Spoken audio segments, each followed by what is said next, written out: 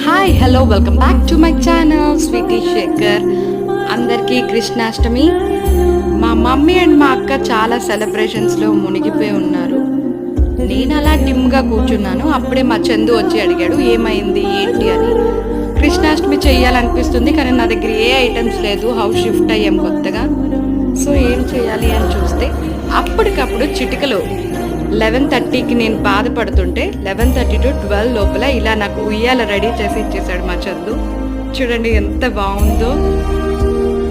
ఎలా ఉంది గైస్? మీరు ఎలా సెలబ్రేట్ చేసుకుంటున్నారు ఏంటి అన్నది నాకు కింద కామెంట్ చేయండి. Bye guys. ఆఫ్టర్ నా పూజ మళ్ళీ ఇంకో వీడియోతో మీ ముందుకు వస్తాను. Good night, stay tuned.